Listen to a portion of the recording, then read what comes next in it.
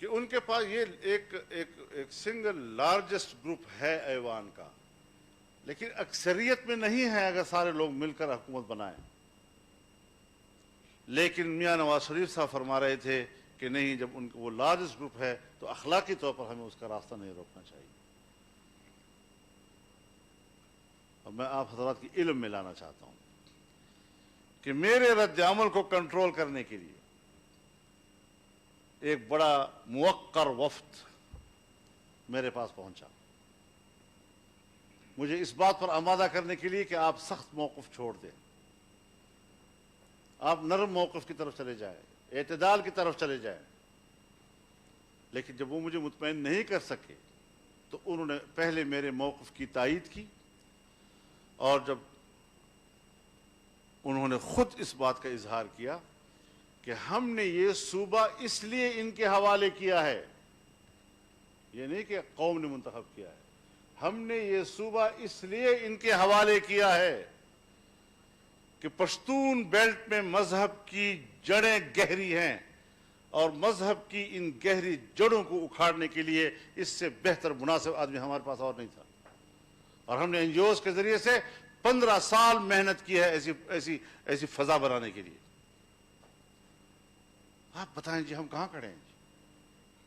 پاکستان کے لوگ مسلمان ہیں، یہاں ایک بڑا مضبوط قسم کا مذہبی فکر کا طبقہ موجود ہے، وہ بھی پاکستانی ہیں، ان کے بھی احساسات ہیں. اگر ہم ان کے کاز کی بات کرتے ہیں تو جلدی سے کہہ دیا جاتا ہے مولوی صاحب پھر مذہبی کارڈ استعمال کر رہا ہے. اگر ایک قوم پرست اپنی قومیت کا کارڈ استعمال کر سکتا ہے تو میں بھی پھر مذہب کا کارڈ استعمال کر سکتا ہوں، یہ میرا حق بنتا ہے. مجھے کوئی شرمندگی نہیں اس کے اوپر، میں پاکستانی ہوں، آئین میں جس کو تحفظ حاصل ہے، اور جب اس کو خطرہ ہوگا تو اگر جمہوریت کو خطرہ ہے اور میں فرنٹ لائن پہ لڑتا ہوں تو پھر اگر اسلام کو خطرہ ہوگا تو فرنٹ لائن پہ لڑیں گے. اس پر کسی کو آر نہ دلایا جائے. تو اس حوالے سے صورتحال یہ ہے، ہم نے آپ کے ساتھ مل کر متفقہ موقف لیا ہے کہ ہمیں شریعت چاہیے لیکن بندوق کے زور سے نہیں. آپ کے ساتھ کھڑے، آئین کے ساتھ کھڑے، پارلیمنٹ کے ساتھ کھڑے. لیکن مجھے بتایا جائے کہ آج جو اس پارلیمنٹ میں قانون سازی ہو رہی ہے یہ بندوق کے زور سے نہیں ہو رہی.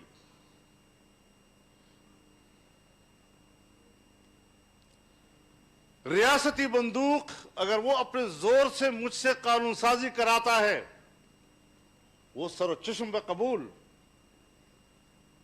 لیکن اگر قوم کا کوئی فرد چاہتا ہے تو ہم اس کو غدار اور دشمن اور فلاں فلاں کہیں.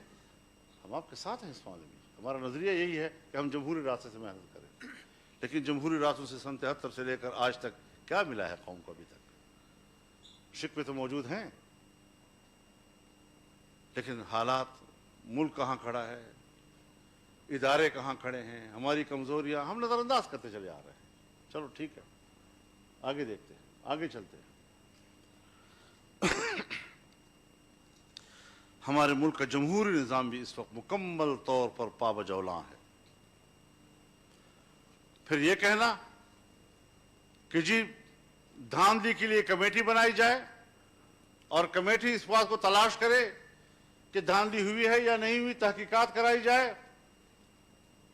آپ حضرات نے ابتدا میں اس پر آمادگی ظاہر کی ہے، لیکن میں نے اول دن سے کہا ہے کہ ہم اس دھاندلی کے لیے کسی تفتیش و تحقیق کے روادار نہیں ہیں. یہ ایسا ہی ہے جیسے نصف النہار پر سورج کھڑا ہو اور ہمیں کوئی کہے ثابت کرو کہ سورج ہے. یہ اس طرح کی دھاندلی ہے. لہذا اس کے لیے کمیٹیوں میں جانا تفتیش و تحقیق کے لیے، اور وہ پھر بھی نہیں کر رہے. آپ کا کمزور موقف ہونے کے باوجود وہ اس طرف نہیں آ رہے. یہ ساری چیزیں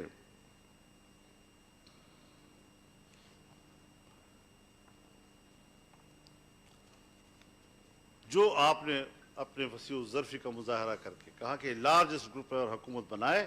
آج پنجاب میں مسلم لیگ نون لارجسٹ گروپ ہے. کیا یہ فراخ دلی وہاں سے آپ کے پاس آئی؟ کیا انہوں نے آپ کو وہاں حکومت بنانے کا موقع دیا؟ جس طرح پیپلز پارٹی نے سندھ میں کہ ہم تو وہاں حکومت بنا رہے ہیں تو ہمیں حلف سے مت روکیں، تو مسلم لیگ نے بھی یہی کہا تھا کہ ہمیں حلف سے مت روکیں، ہم پنجاب میں حکومت بنا رہے ہیں. تو کیا جواب ملا آپ کو وہاں پر؟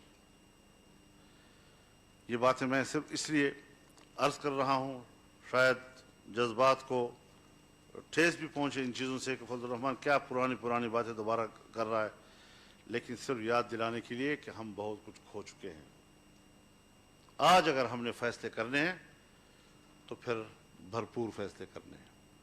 اگر ہم نے کوئی ڈھیلے ڈالے فیصلے کیے، روایتی قسم کے فیصلے کیے، ابھی مارچ آ رہا ہے، اگر مارچ میں سینٹ کا الیکشن ہو جاتا ہے تو پارلیمنٹ کا ایک حصہ ان جعلی لوگوں کے ہاتھ میں آ جائے گا.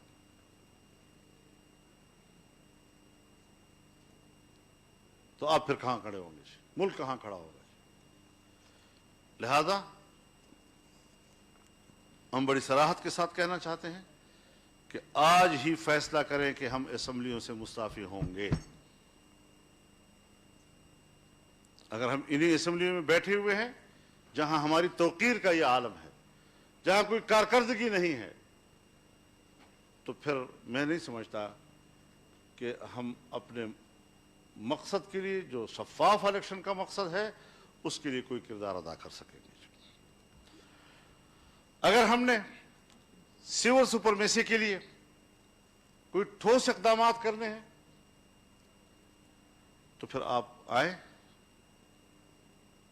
عوام کے صفوں میں جانے کے لیے، تاجر برادری کے پاس جائیں، وکلاء کے پاس جائیں، اساتذہ کے پاس جائیں، ڈاکٹرز کے پاس جائیں، مزدور کے پاس جائیں، کسان کے پاس جائیں، صنعت کار کے پاس جائیں، اور ان کو کہیں آئیں ہم اکٹھے بیٹھتے ہیں اور اکٹھے لڑیں گے. ان کو انوالو کرنا ہے پھر ہم نے، اور بڑی قوت کے ساتھ ہمیں ان کو اپنے صفوں میں لانا ہوگا.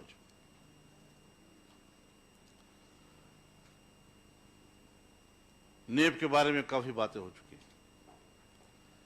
میں میاں نواز شریف صاحب کے خیالات سے بالکل متفق ہوں، لیکن میں ایک بات یاد دلانا چاہتا ہوں کہ جب 18ویں ترمیم کے لیے کمیٹی بنی تھی اور آئینی اصلاحات کی کمیٹی کہلائی تھی، تو اس میں ہم نے یہ عرض کیا تھا کہ یہ جنرل مشرف کی ایک ڈکٹیٹر کی بنایا ہوا ادارہ ہے، اس نے ہمیشہ سیاستدانوں کے خلاف اور جمہوریت کے خلاف استعمال ہونا ہے، اس کو اومٹ کر دیں. جہاں بہت سی چیزیں آپ حذف کر رہے ہیں، جہاں پوری 7ویں ترمیم ہم نے حذف کر دی، حذف کرنے کے بعد پھر دوبارہ اس کو بحال کرنا، ہم نے اپنی درخواست کی تھی آپ حضرات سے، لیکن خدا جانے کیوں اس کو برقرار رکھا گیا، کس مصلحت کے تحت برقرار رکھا گیا، ہمیں آج بھی پتہ نہیں چلا. اور آج ہم بھگت رہے ہیں اس چیز کو کہ کس طریقے سے ہمارے اس ملک میں اس کا کردار ہے سیاستدانوں کے خلاف. یک طرفہ زیادہ تفصیل سے بات کرنے کی ضرورت نہیں ہے، اس لیے کہ اس پر بات ہو چکی ہے.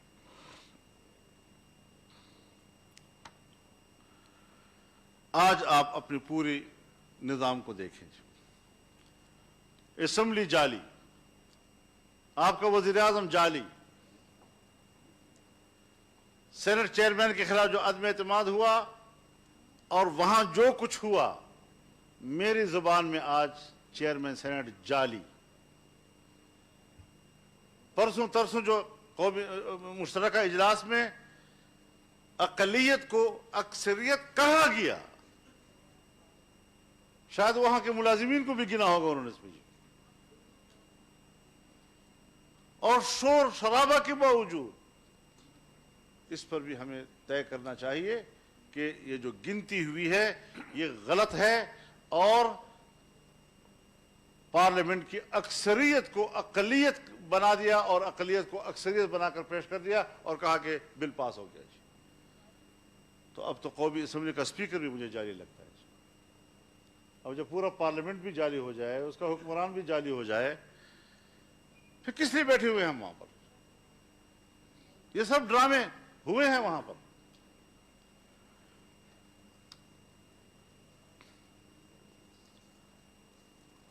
اور آج جو FATF کے ذریعے سے قانون سازی ہو رہی ہے، یہ یہاں اب رکے گی نہیں.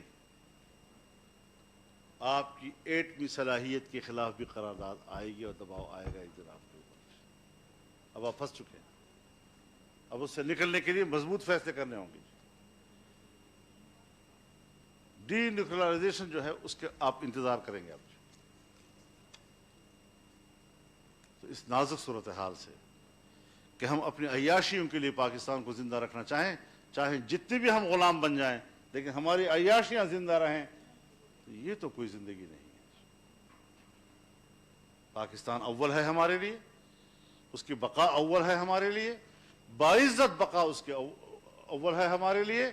اور وہاں پر جو آئین ہے، آئین کے مطابق ہمارا نظام چلنا چاہیے. کبھی تجاویز آ جاتی ہیں صدارتی نظام. ہم نے آئینی اصلاحات کمیٹی میں اس بات پر اتفاق کیا تھا کہ آئین کے بنیادی ڈھانچے کا تعین کیا جائے، اور ہم نے 4 پلرز اس کے بتائے تھے اور اس پر اتفاق ہوا تھا: اسلام، جمہوریت، وفاقی طرز حکومت، پارلیمانی نظام. اگر ایک ستون بھی گرتا ہے، آئین گر جاتا ہے، اور آپ کو ایک آئین ساز اسمبلی دے کر نیا آئین دینا ہوگا. آپ مجھے بتائیں کہ پاکستان اس کا متحمل ہے کہ ہم عصر نو نئے آئین پہ بات کریں؟ 70 سالوں میں جو چیزیں طے شدہ ہیں وہ دوبارہ ری اوپن ہو جائیں؟ کیا ہم متحمل ہے اس کے؟ تو ان حوالوں سے بھی ہمیں اپنے مضبوط موقف کی طرف جانا ہوگا. اور حالت تو ہماری یہ ہے کہ ہم ملینز اجتماعات کرتے ہیں، لیکن میڈیا کو اتنا کمزور کر دیا گیا ہے، اتنا مقید کر دیا گیا ہے کہ وہ ہمارے لاکھوں کے اجتماعات اور ہمارے تقریریں جو ہیں وہ اپنے چینلوں پہ دکھانے کے قابل نہیں رہے. ان کو روکا جاتا ہے باقاعدہ، اور وہ رک جاتے ہیں. ہمیں میڈیا سے شکوہ اپنی جگہ پر، لیکن ہمیں میڈیا کی مظلومیت کو بھی سامنے رکھنا چاہیے، اور ان کی آزادی کے لیے بھی ہمیں ایک مضبوط موقف لینا چاہیے.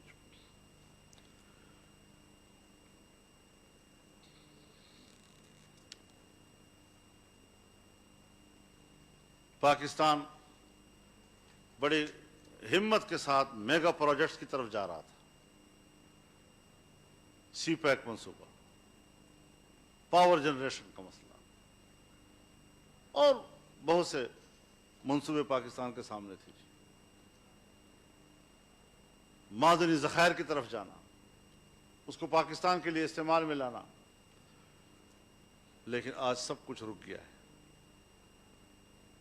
اور مجھے ایک سفارتکار نے بتایا، باہر کے سفیر، کہ جب ہم نے ان سے پوچھا کہ آپ یہ کیا کر رہے ہیں،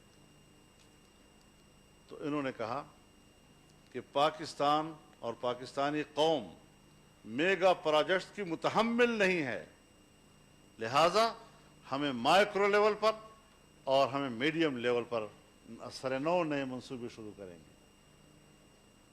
تو پھر انڈے اور مرغی اور کٹے اور یہاں سے شروع ہوئے، اور یہ پالیسیاں آج ہماری اسٹیٹ کی پالیسیاں ہیں.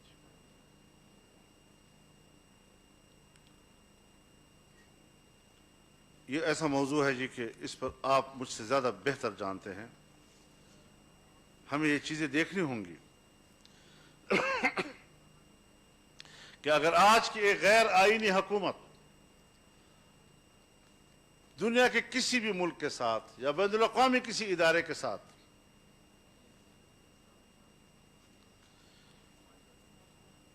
یہ کہتے ہیں جی آپ کو تقریر نہیں جا رہی باہر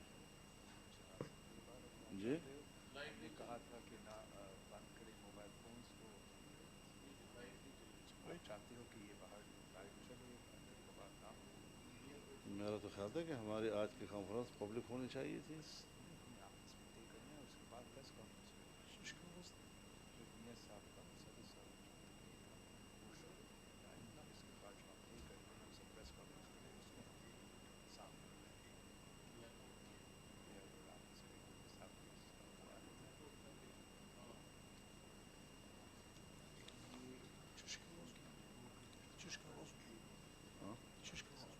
تاسو خبره لایو نه بار نه ځي مخکې لاړل تاسو باندې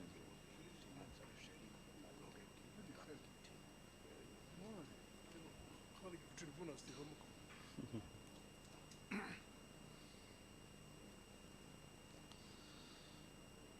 تو اب ایسی صورتحال میں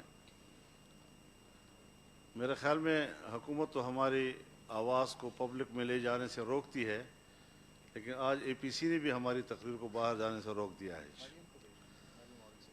تو ہم پیپلز پارٹی سے اور ان کے منتظمین سے اس پر اپنا احتجاج نوٹ کراتے ہیں. یہ نامناسب بات ہے جی. موبائل کر رہا ہے. نہیں موبائل کرے بھی صحیح، لیکن ابھی میرے آنے سے پہلے ابھی جب اس لیے میں ان دونوں کو بلا رہا ہوں، میں ابھی آیا اور کہا کہ ہم فونز کو بھی بند کریں گے اور ان دونوں کو بھی بند کریں گے. اور ہم نے سنا کہ اور جو بعد میں پریس اور آپ کا ریکویسٹ پہ آپ کا دوسرا جماعت جو آپ کا ایم ایم اے میں ساتھ ہے ان کے ریکویسٹ پہ یہ ان کیمرہ ہے اور اس کے بعد پریس ان کانفرنس. کیمرہ تو نہیں تھا نا، اس سے پہلے تو ہمیں کہا گیا تھا کہ آپ لوگوں نے ریکویسٹ کی ہے کہ یہ نہیں، ہم نے کوئی ریکویسٹ ٹھیک نہیں. ہے بی چلو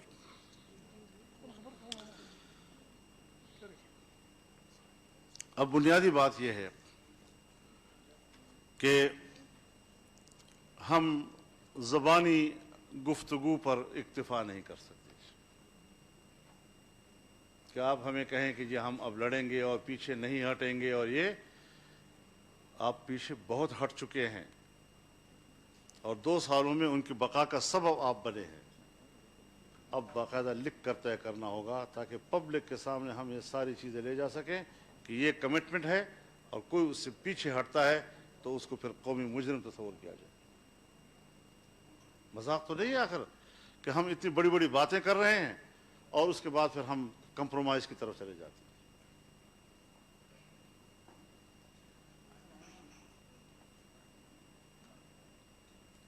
ٹی وی پہ نہیں چل رہا، سوشل میڈیا پہ آپ لائیو ہمارا تو لائیو اگر آپ چاہتے ہو کہ ٹھیک ہے، ٹھیک ہے. ہمارا کیمراز آپ کو سوشل میڈیا پہ لائیو کریں. صحیح ہے. لیکن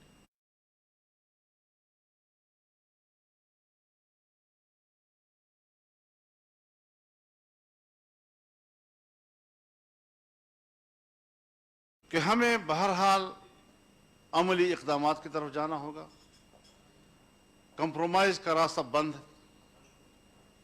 آپ ہماری تحریک کو ایک سیاسی مہمیز تو لگا دیتے ہیں، لیکن جب ہم آگے بڑھتے ہیں تو پھر اس کے بعد ہمارے مصلحتیں سامنے آ جاتی ہیں، اور یہ رویے جو ہیں اگر اپوزیشن کی جماعتوں کی طرف سے بھی برقرار رہتی ہیں تو میں نہیں سمجھتا کہ ہم ایک دوسرے پر اعتماد کر کے کوئی تحریک چلا سکیں گے. اعتماد کے لیے بھی ہمیں مؤثر باتیں کرنی ہوں گی. ہمیں ایک تجدید عہد کرنا ہوگا. ہمیں حلف اٹھا کر یہاں سے نکلنا ہوگا. ہمیں ایک تحریری میثاق یہاں لکھنی ہوگی. اگر ہم چاہتے ہیں ہمارا ایک باقاعدہ تنظیمی ڈھانچہ ہونا چاہیے. ہمارے اس اپوزیشن کا باقاعدہ ایک نام ہونا چاہیے. ہمیں ہر طرح کے سرکاری تقریبات کا بائیکاٹ کر لینا چاہیے، چاہے کتنے بھی بڑے ملک کا سپر پاور کا مہمان یہاں آئے. ہماری روایات یہ ہیں کہ ہم ان تقریبات میں چلے جاتے ہیں، لیکن ہمیں ان کو میسج دینا ہوگا کہ ہم اس کو نمائندہ حکومت ہی نہیں سمجھتے جو آپ کی میزبانی کر رہی ہے، لہذا ہم یہ آپ کو میسج دینا چاہتے ہیں کہ ہم آپ کی اس تقریب میں شریک نہیں ہو رہے ہیں. پارلیمنٹ میں قانون سازی کے عمل سے مکمل لا تعلق ہونے کا اعلان کرنا ہوگا.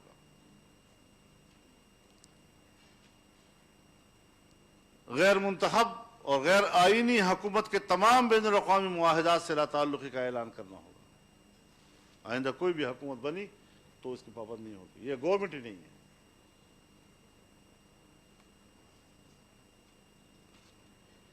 قانون بنائے جاتے ہیں منی لانڈرنگ کے حوالے سے بنائے جاتے ہیں.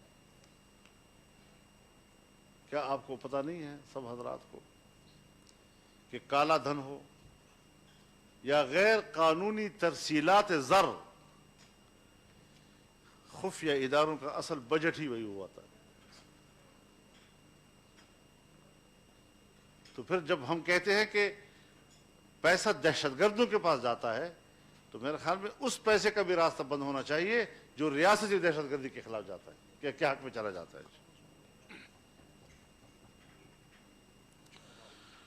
تو یہ ساری چیزیں ہمارے مد نظر ہونی چاہیے. اگر آپ ایک مضبوط فیصلہ کرنے، اسمبلی سے استعفے دینے، سندھ کی صوبائی اسمبلی کو تحلیل کرنے اور ایک بھرپور سیاسی تحریک جس میں کہ پارلیمنٹ کے اندر کے قانون سازی کے عمل سے لا تعلق ہونے کا فیصلہ کر لیتے ہیں تو میرے خیال میں، ورنہ ہم تو آپ کے پیچھے کھنچتے کھنچتے ابھی تک آئے ہیں، آپ کے پیچھے کھنچتے کھنچتے آئے ہیں کہ ہم کچھ فیصلہ کریں تو شاید وہ اتنا مؤثر نہیں ہوگا پھر.